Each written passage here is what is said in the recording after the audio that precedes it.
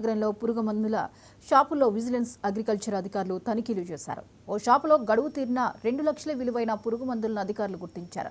Expire పురుగు మందులు, ఎరువులు ఉంటే వాటిని ధ్వంసం చేయాలని, వాటిని షాపుల్లో ఉంచినా అమ్మినా కఠినమైన చర్యలుంటాయని అధికారులు హెచ్చరించారు.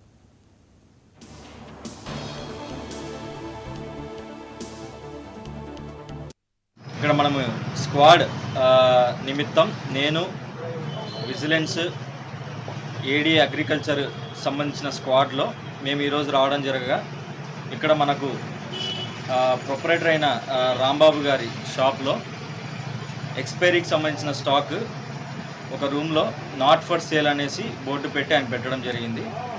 దానికి సంబంధించిన స్టాక్ అంతా కూడా ఇంచుమించుగా మనం చూసుకున్నట్లయితే ఒక దాదాపు 2 లక్షలు విలువయ్యే స్టాక్, ఎక్స్పైరీ స్టాక్ ఆయన దగ్గర మాకు లభ్యమైనది. దానికి తదనుగుణంగా ఏం చేయాలంటే ఆ స్టాక్ అంతా డిస్పోజల్ చేయాలి. ఆ ప్రాసెస్ ఎలాగా ఏంటి అనేది మేమంతా ఇప్పుడు చెప్పి ఆ డిస్పోజల్ కూడా చేయించడం జరుగుతుంది. రీటైల్ షాప్ దగ్గర రావడం జరిగింది. ఇక్కడ మనము స్క్వాడ్ నిమిత్తం నేను విజిలెన్స్ ఏడీ అగ్రికల్చర్ సంబంధించిన స్క్వాడ్లో మేము ఈరోజు రావడం జరగదు.